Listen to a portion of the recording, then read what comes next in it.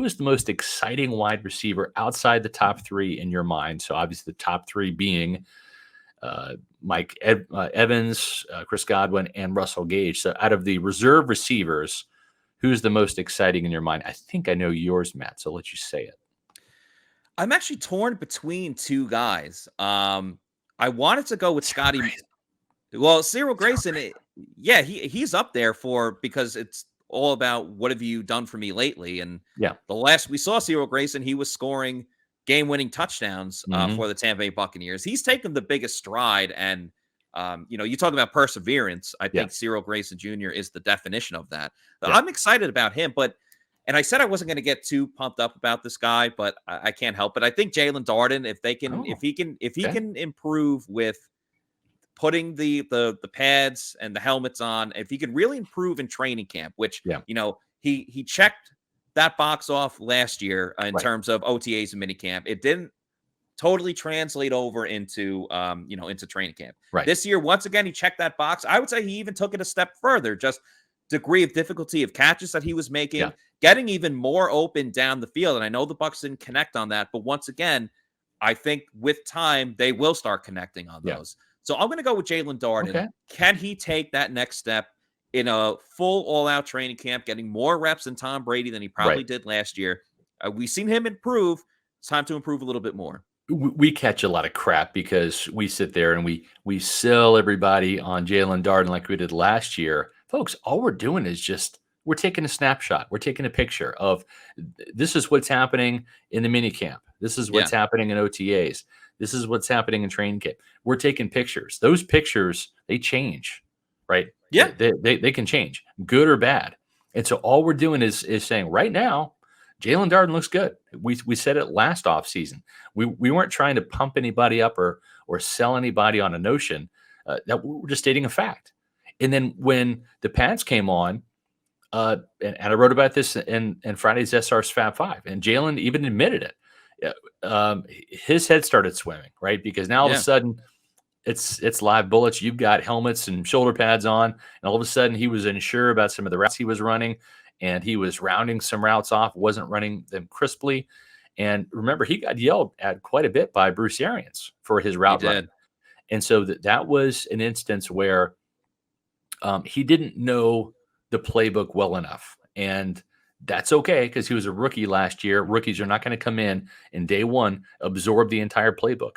Also, too, and I'm not saying he has a learning disability per se, but certain players learn differently. Now, I talked to Peyton Barber, former Bucs running back. He did have a learning disability. He was dyslexic.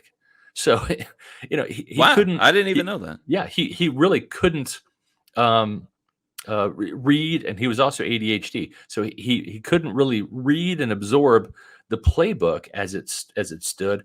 Conceptually, he could look at the drawings and understand that. But for him, he actually had to be out there on the field doing the reps, right? Knowing which hole to hit on this particular play and kind of making his brain work that way. O.J. Howard was another player that really needed the reps. He actually had to physically do it and run the reps.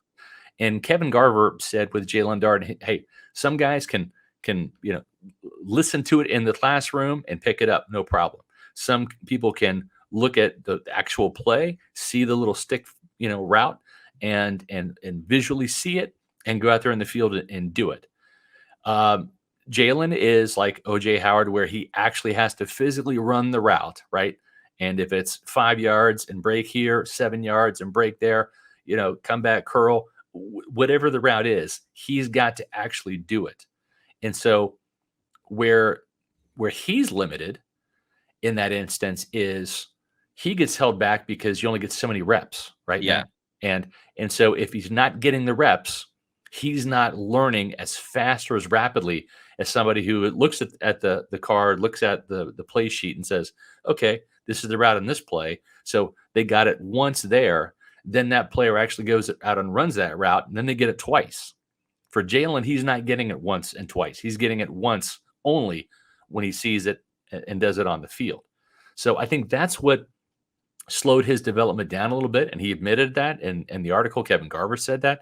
Mm-hmm. And so now it's year two. He's gotten more reps, And we didn't see Jarrett Stearns out there. We didn't see Scotty Miller out there for the last part of OTAs, Matt, and for the mini camp. And with those 2 receivers out, plus Russell Gage out, plus Chris Godwin out, that's 4 receivers out of the 13 out. That's more reps for Jaelon Darden, right? Maybe 10 more reps per practice, maybe 12. And that's just 10 or 12 more reps to accelerate his development. But he looks faster this year because he knows the plays. There are more choice routes and option routes in the Bucs offense that there wasn't in the North Texas Mean Green playbook. And he didn't huddle in college. Now he's huddling. And so there's a lot to it from a guy making a jump from North Texas to the NFL. And we'll see if he can put it all together. We're not making excuses for the kid. These are reasons. But at the end of the day, he's got to put it all together and do it.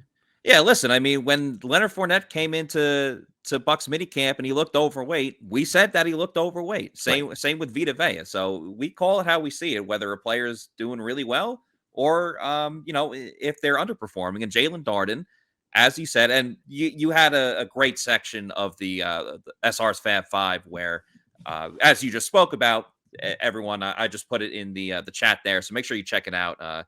Goes in depth on Jaelon Darden and just what to see from him next year, this season coming up, and where he may have struggled and where he's going to take the next step.